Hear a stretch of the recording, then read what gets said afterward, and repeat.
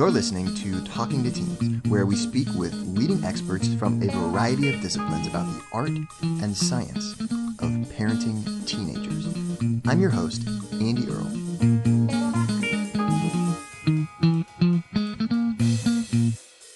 Hey, we're here today with Donna Jackson Nakazawa. We're going to be looking at some really interesting neuroscience on the effect of hormones and different adverse experiences on teenagers, both boys and girls.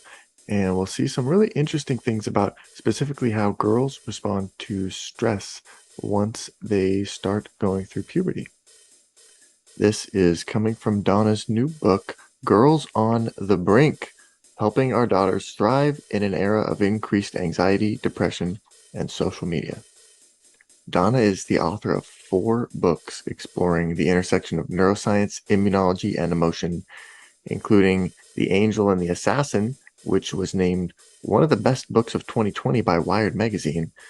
Her writing has appeared in Wired, Stat, the Boston Globe, the Washington Post, Health Affairs, Aeon, Parenting, AARP Magazine, and Glamour. She's also appeared on the Today Show, NPR, NBC News, and ABC News. We're going to be speaking with Donna today about some recent research on stress. We're going to see how the estrogen that floods the system during the teenage years for girls can produce an environment where the whole body is sensitized, especially to stress. Anxiety and stress turned out to be extremely toxic to teenage girls and especially to their brains. When we understand the neuroscience of what's going on in our daughters' brains, we can help our daughters to thrive under stress rather than crumple. We'll see exactly how to do that on the show today. Donna, thank you so much for being here. Just finished reading through this book, Girls on the Brink. What's going on here with this? Tell me about the story behind how this evolved and what led you to write about this. Well, I'm a mom of a girl and a boy, and I noticed when my daughter was entering the teen years that a lot was happening for girls of her age, and in a way that seemed bigger than what was happening for boys. And I was also very aware that around that same time, NIH had put out a call to include the study of the female body and brain in research on how stress affects the body and the immune system and the brain. Now, I'm a science journalist, I'm a teacher, I lecture, and sometimes the professional and the personal kind of converge in a way that makes you must put your shoulder behind the wheel. Yeah. So I went around and I talked to 10 of the leading neuroscientists in the world. And I started following 3 girls for 2 years from very different backgrounds. And the story that they told me simply had to be written. One of the most interesting kind of points from the book is on the differences in how experiences maybe affect boys and girls at different periods of life. And you have written that estrogen makes a huge difference. Why is that? Well, estrogen is this superpower hormone when you think about it across evolutionary time way back. It was super important that the female immune system could really pack a potent response to any kind of interloping virus or infection, because the female body has to do a lot with less. In other words, the female body is smaller, its organs are smaller, the womb is there, and so females have to be able to respond to any kind of infiltrating toxic stressor or infection with a bigger bang than what testosterone is going to give you. And guess what? The body and across evolutionary time, the goal of the brain is to say, hey, are we going to be prepared one day for procreation, right? Mm. We're organisms, our we evolved so that our genes can be passed on.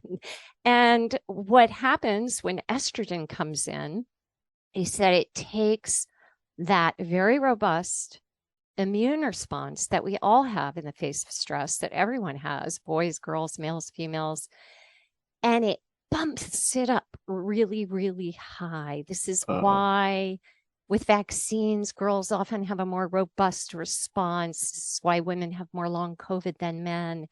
It Mm. it's a advantage across evolution for being able to keep another life in the womb safe.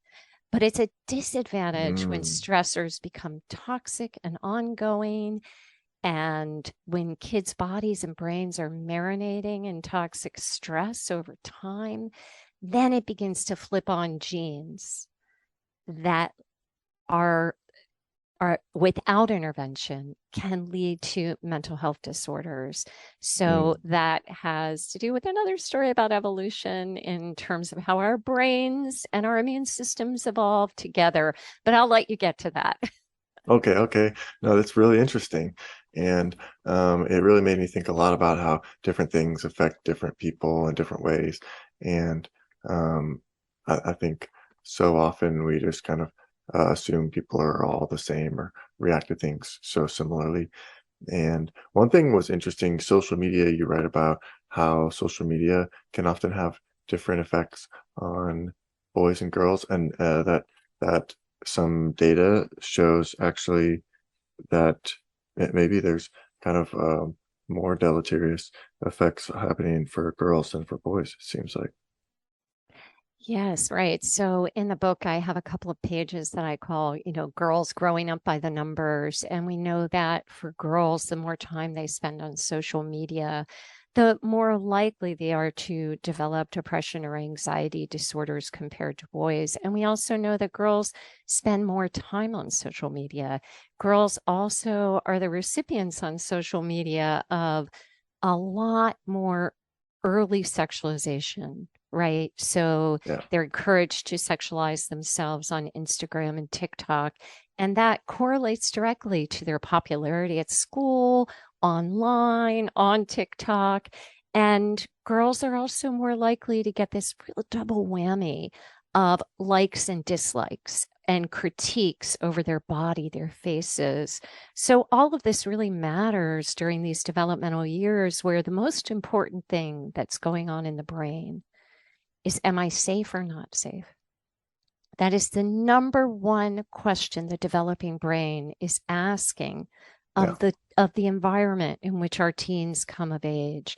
Am I safe or not safe?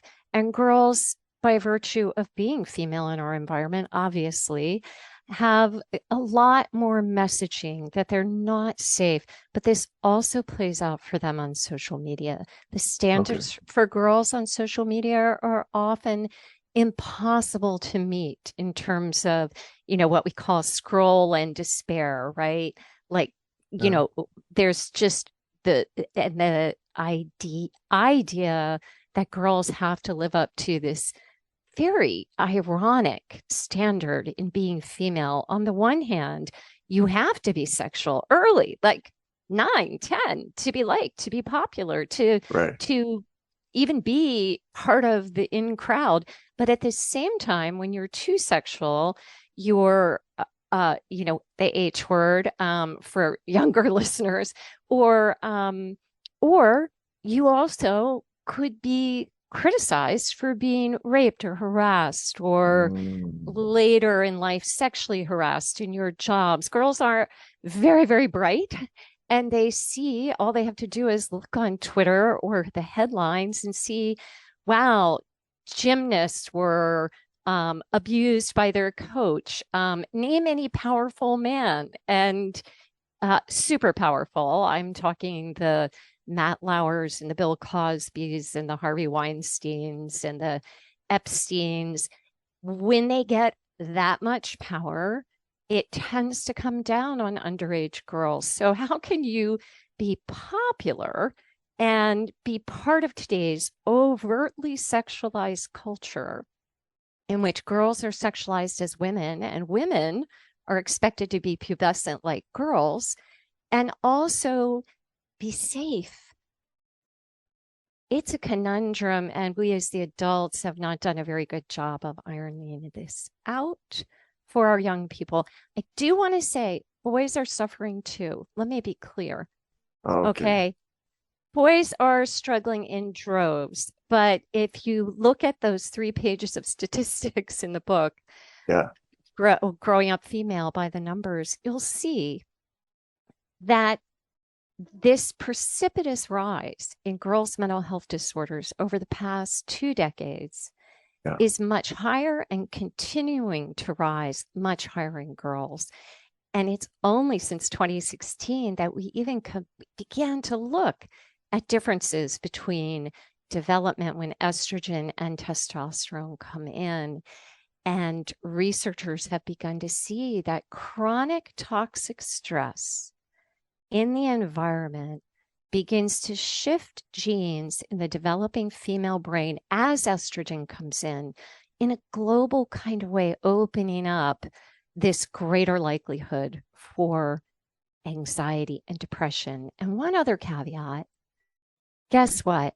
This does not happen at all, except in the face of toxic ongoing stress.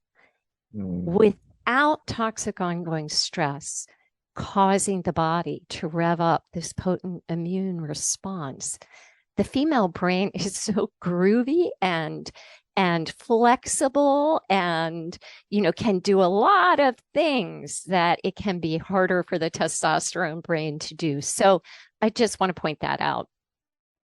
Okay. Yeah. That's I don't good want to any know. listeners to come at me and say, what about boys? I'm the mother of a son. I care so deeply about boys and girls. Yeah. But when the science is there, when we didn't look at it, when we should look at it, when we're facing this crisis epidemic of depression and anxiety and self-harming girls, and it's growing every year, and the gap is widening between what's happening to boys and girls, we really have to take notice. And I would argue that if we make the world better for girls, we're making it better for all of our children. Mm.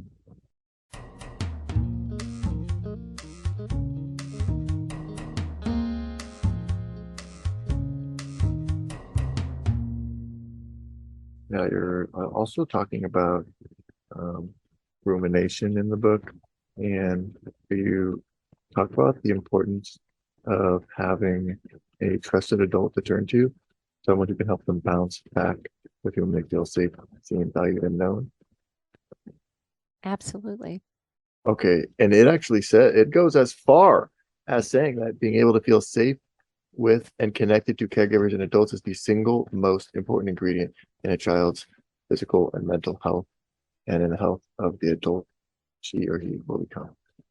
That's pretty strong. Yes. Well, let's think about this. If the brain's job during development and across our lifespan, but with greater consequences during development, Yeah, is to determine if we're safe or not safe, then it would make sense that from very early on, the messages that a child is getting that they're safe in their environment are going to come primarily through a primary caregiver, right? yeah. This is we are kind of like, children are born, they come out of the womb. In the womb, the placenta serves as a screen for Mhm. toxicity, but out of the womb, really a parent's mental and emotional state provides that same service.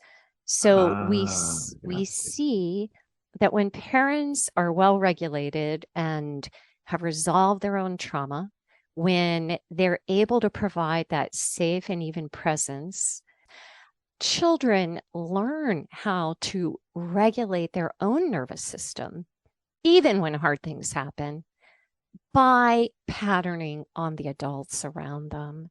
And biopsychologists now have come up with a pretty cool term for this called biosynchrony or Mm. parent-child attunement. And what it really means is that, you know, do a thought experiment.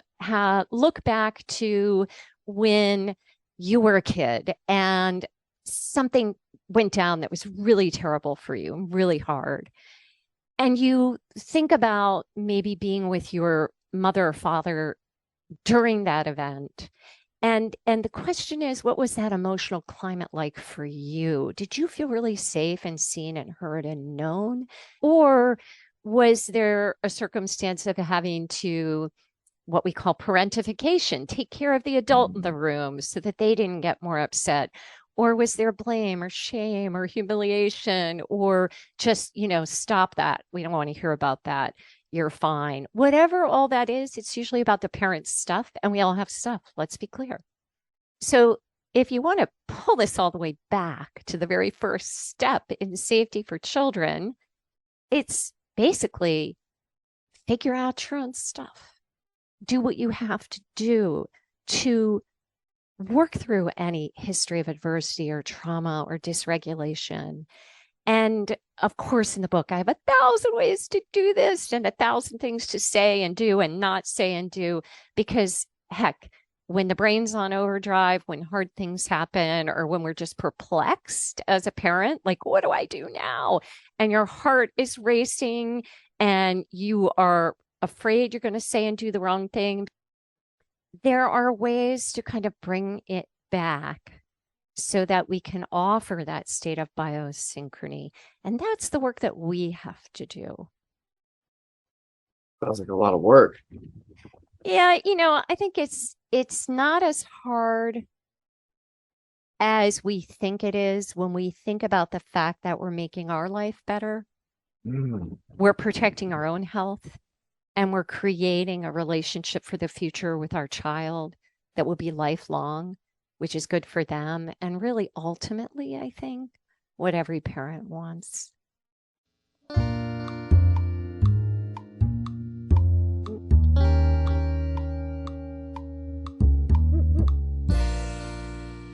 Talk to me about ACEs.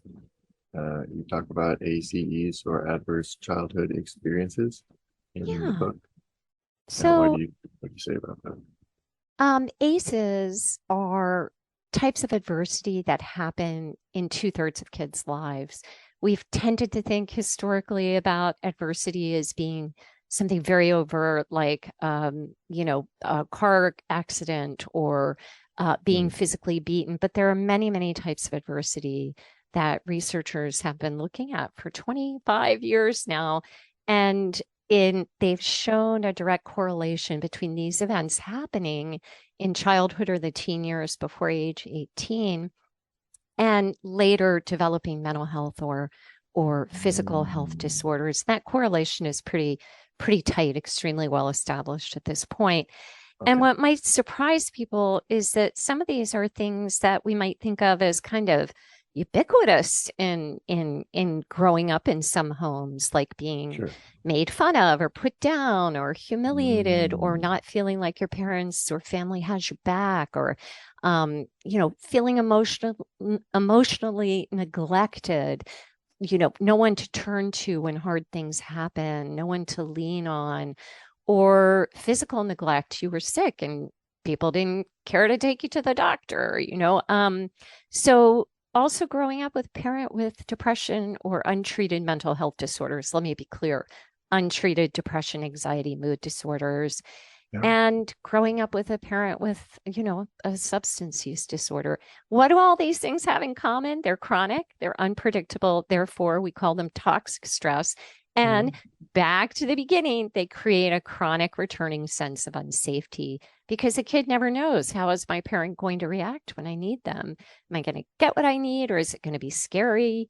And that tells the brain we're not safe and we're not going to be safe for a while, which gins up a lot more of this stress immune response that we are trying to move away from. So there's some comparisons in the book that I thought were really helpful to kind of understanding all this stuff and how this works. And um, one of them was you say it is like girls who face chronic childhood stressors have a lower set point at which the stress response gets flipped on. I thought that was a good Yeah, visual to we have very understand. good evidence and replicated studies which show that when estrogen comes in and we suddenly see girls developing mental health disorders at higher rates than boys, that girls who have a history of early adversity, these ACEs that we're talking about, are more likely than boys who have the same number of categories of adversity or ACEs, as if you will. Even when all things look equal, girls have a greater likelihood of developing depression, Mm, anxiety, and autoimmune disorders, which is interesting because autoimmune disorders are immune mediated. And that tells you that the immune system is going more on overdrive in girls as estrogen comes in.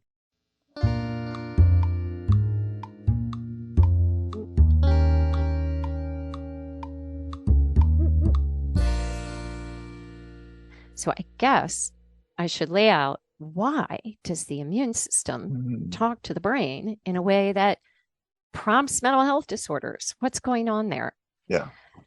So that's a two-part answer. The first part is that going way back in time again across evolutionary history, our brains and our immune systems evolved together in very intricate ways so that at the first sign of social emotional stress, the immune system would ramp up to protect you. Well, this is true of males and females.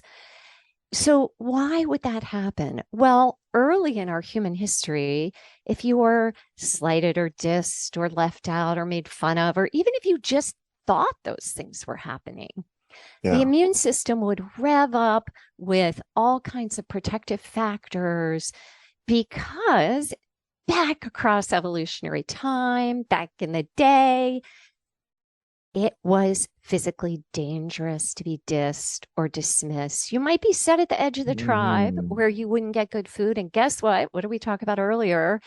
We are, as humans, also, we are organisms, and our bodies evolved to care about carrying on our gene pool, right? yeah. Right. So if you know that you could be at the edge of the tribe where you would be more open to other marauding invaders or tribes, you wouldn't get good food, nor would your children. You might not have access to the shaman or what have you. Um, Yeah. and if you continue to be dismissed or dissed or slighted and it grew, you would be ostracized. And that would mean Mm, starvation, exposure to predators, the elements. So our immune systems are so smart. Unfortunately, they take a long time to evolve. Um, and that's a problem today when you're having this evolution, this mismatch between deep evolutionary wiring mm, and yeah. modern life, which we can get into, especially for girls. It's an evolutionary mismatch. It's a problem. It means that in today's world, kids are responding to the universe around them, which is pretty overwhelming. I mean, we can cite 100 reasons for that at the moment, as if they're going to be set outside our tribe, as if they're in physical danger. And we have Mm, good research to show that emotional and social stress activates the same biological pathways as are activated when an individual is in physical danger. The body and brain don't really distinguish. So that is just a little primer on that. The second part of the question is that about 10 years ago, neurobiologists started to look closer at the brain, and they noticed that when the immune system ramps up in the body, yeah. it's also causing a bunch of little cells in the brain called glial cells, um, which I wrote a whole book about in 2020 called The Angel and the Assassin. Um, these little glial cells are actually immune cells. They separate out from our white blood cells on the eighth day of gestation in the Mm, womb. They rise up to the brain and they're hanging around there. And their job is to help discern based on signals from your immune system, which remember, gets perked up by social and emotional stress, in addition to any kind of pathogen or infection. And when there is a lot of incoming onboarding stress, these little cells get a little hyperactive, just like immune cells in the body can lead to inflammation if you whack your thumb, or in your joints if you have rheumatoid arthritis. Immune cells in the brain get really active. It doesn't look like inflammation in the body. Guess what they do? They spit out these toxins that begin to harm our synaptic connections. Oh, And they start to actually literally gobble up our brain's synapses. So think about mm, it in the body, right? When you're dealing with inflammation in the body, you want to bring down that immune response yeah, because oh my God, there's swelling or joint inflammation. Well, in the brain, inflammation isn't red hot, painful, and swollen. It's a loss of synaptic connectivity, which we can see on brain scans, is what we see in individuals with mental health concerns. So, a lot of new science here. I'm sorry, I know I'm talking fast for your listeners, um, but I am a science journalist and, and, yeah, a, a lot of and a information. lecturer. Okay, this is great. No, yeah, this is awesome. This is really, I think, so interesting. A lot of the neuroscience that you talked about in the book, and it's kind of scary Well, to think about how big some of I these think it's effects are. scarier not to know. Yeah, I think it's scarier not to know because once we know it, it changes how you see everything in terms of the signals that you're getting in the world around you, what you're allowing into your life, and who you're being as a parent. Because I think, mm, your listeners are parents. I would argue there is just nothing across our lifetime that we care about more than the well being of our kids. And the yeah, teen years turn out to be a fulcrum point for that and getting in on that to help create the kind of family that we all want to have and frankly deserve to have, right? We're doing our yeah. best. It's tough. It's tough. There's a pandemic. Now there's monkeypox. There's social media with platforms that just don't seem to care about how they're affecting our kids. Though, Yeah. the world is flooding and burning our poor kids. A majority of kids now cite that they're afraid their school will be in the next school shooting. I don't know. You're a Mm, lot younger than I am, Andy, but this is not how it was when I was growing up. Things were tough. yeah. They were rough, but there wasn't so much coming at the developing brain with so little guardrails. We're here with Donna Jackson Nakazawa talking about how stress affects teenage girls. And we're not done yet. Here's a look at what's coming up in the second half of the show. I think that's such an important thing to think about and perfectly thematic for the whole point of this podcast, which is just talking about stuff and having talks and finding ways to start conversations. And one way to do that that isn't so overt, like, hey, we're having a family meeting, which might have been the way that I did it until I figured out better ways, is to wonder together. And, hey, I wonder, when this friend of yours is behaving this way or criticizing you on social media, I wonder what might be going on with her. To not like come in as the detective or the fixer. Why do we have to wait until a kid is 16 and qualifies for, eight very disturbing signs of depression, like not getting out Right. of bed or loss of interest in activities, for insurance to allow families to take advantage of family counseling or therapy? It's in our biology to get really hyped and excited when our kids do well, and we want to let them know that we see it. And what parent isn't excited when they see that their kid, won the poetry contest or whatever? That's just it's a great Mm, moment. But when our response is evaluative, it teaches kids that that's what they're going for, right? And the source of their feeling like they are worthy begins to come from things that are external, and we don't want that. I Mm. write in the book a lot about how we want this sense of worthiness to be coming from the internal. And so, one way to help do that is to switch it out from evaluative statements. And also, one other thing about evaluative statements, if you're caught up on the good ones, you're also going to be caught up on the bad ones, right? Like to every Mm. positive, there's a negative. So, if your parent doesn't say you were really fast on the track today, that is a negative. Just silence is a negative. So when we Yeah, right. move away from that, we can say, hey, I see all your hard work that you put into this, your determination, your resourcefulness. It's really paying off. How do you feel about it? Want to hear the full interview? Sign up for a subscription today. You get access to all the interviews I've conducted, as well as new episodes weeks before the general public. It's completely affordable, and your subscription helps support the work we do here at Talking to Teens. Thanks for listening.